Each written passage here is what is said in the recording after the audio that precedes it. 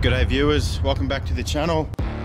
So this is going to be a really cool video, particularly for all the scale modelers out there and anybody that's into prop production and basically a whole new skill set. So we're also going to cover off on use of props and what props we use, how we make them accurate, and then why that's important and that helps you develop a story for your project. Watch along with us now. We'll go through each step. We'll show you all the tricks and everything we do to weather a tank. Enjoy applying grease onto the surface you're about to paint. This thing here, it's just like a model in a way. You're going to see exactly what this will do to the paint. So I'm probably going to break quite a few of your hearts because we're about to burn our brand new restoration.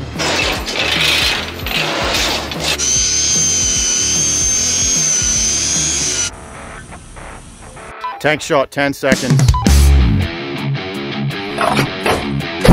I must break you. Fire!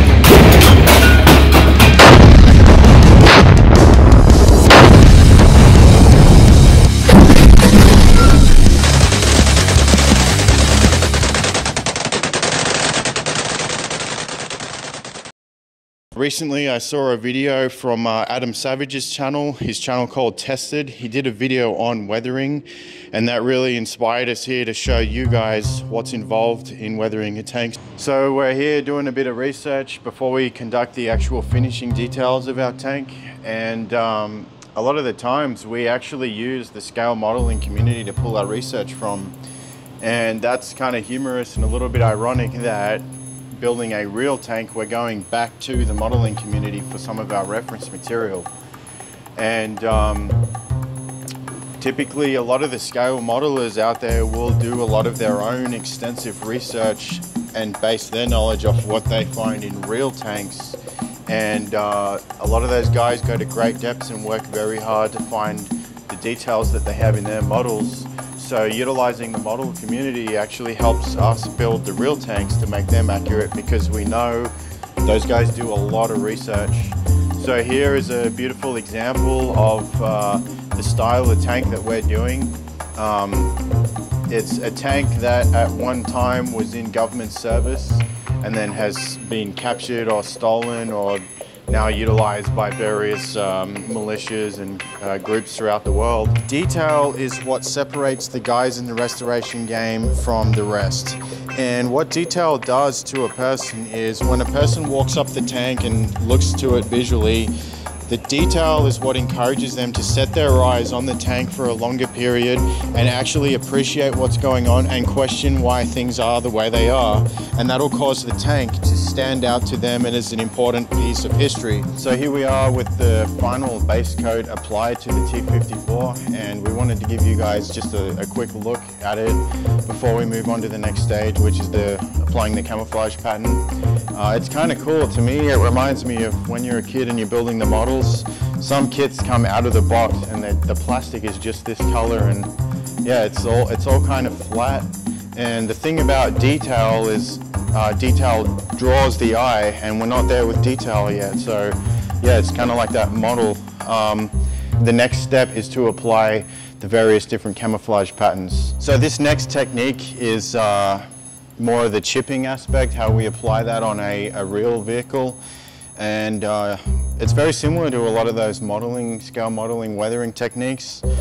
And around the area of the fuel cans in particular, it's very, very chipped away.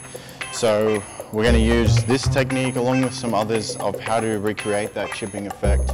So I just have ordinary grease here, wheel bearing grease.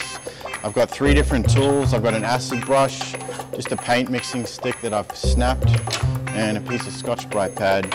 So before I apply my camouflage paint, I'm just going to get some grease in those areas and get the streaks, like the streak out of it, like that. Streak it. Okay.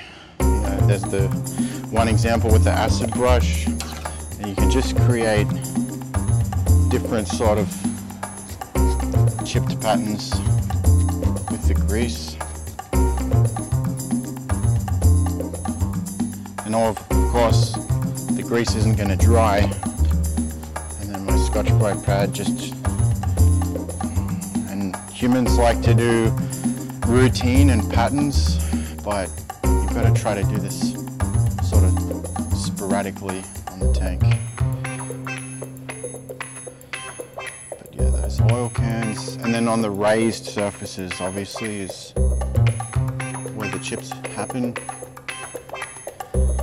Yeah, so we're just gonna basically have a conversation with Dimitri, who has a lot of experience in scale modeling, and yeah, we're gonna go around the tank and tell us what do you think about it, like when you saw this. I'm actually pretty impressed. You know, when I first walked in and I looked at this thing, and yeah, it's, as Scott mentioned this before, it's like looking at the giant model, but it's really cool. How much work went into this, you know, blending the tones together, you know. Sometimes people would assume, well, you know, if you're weathering something, it's just make it look rough. Well, no, not really. You're just gonna make it look rough. You're not gonna make it look weathered, like it's been aged and beaten up by events.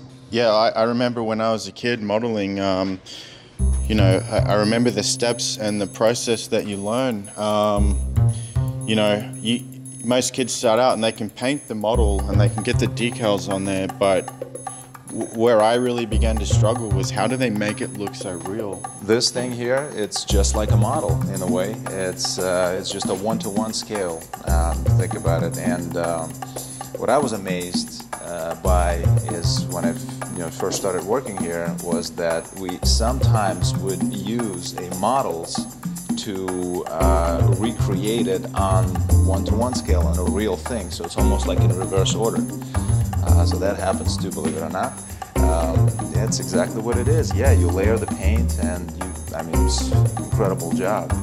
Layer the paint and then you make sure that there's a certain blend in between, because again, you know, everything is, there's no even wear and tear, and you can't just do that type of wear and tear everywhere the same way, because just like on, you know, any armored vehicle, on any tank or anything really, it's being touched or scratched or scrubbed more in certain places. I mean, I love the job that was done on the rollers too, on the track rollers. They look very realistic. Yeah. And this goes against every automotive painter's discipline, is applying grease onto the surface you're about to paint. So we did spend a long time prepping this for paint, doing that grease removal. We're going to come in now with our camouflage and paint over this, and then when that camouflage layer is dry and it's set over a couple of days, we'll go through and wipe away the grease with, you know, prep oil. But again, that paint layer on top of it must be 100% dry, otherwise your prep oil or your grease remover will start wiping away the paint itself.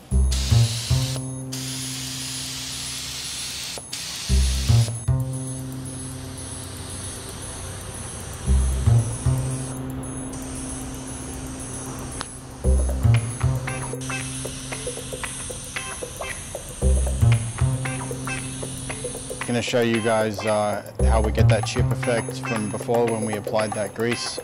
So you can see here where the grease was, and you know, obviously the grease has protected that underlayer, so when we wipe away the grease, you can see that right there.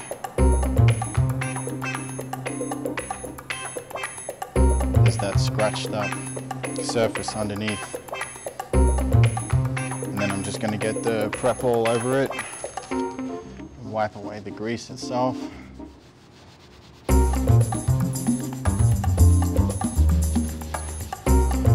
So that's our scratched up, chipped paint effect.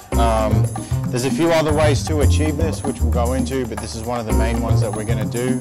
And as opposed to wiping everything off, once all the layers are on, we'll probably take the tank back outside and pressure wash it, and the pressure washer will just strip away all of that grease that we applied.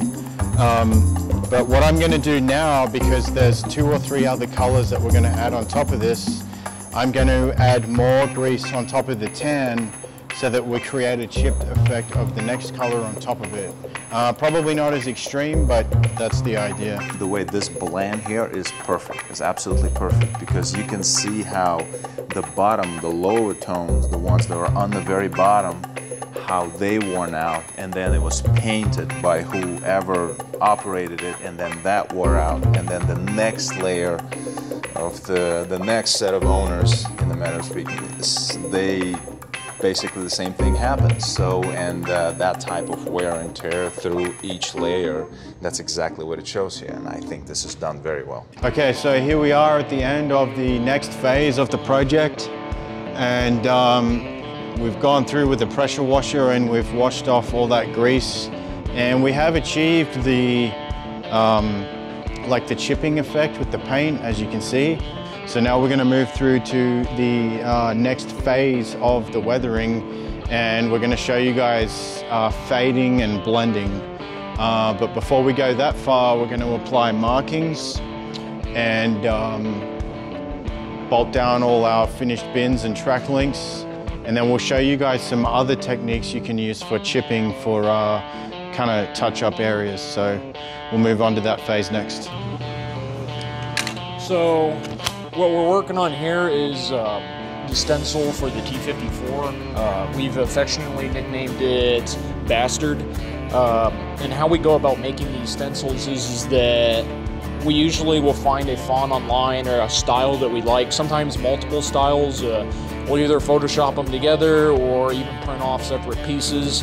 But once we print off regular paper, we cut them up into these little squares, and then I'll make a little table out of masking tape. And the purpose behind that is so that when I cut these out, it'll make a nice clean cut that we can actually just stick on the tank. And then after we're done spraying over the section we want to hit, we just peel it off and you get nice clean cuts on that paint.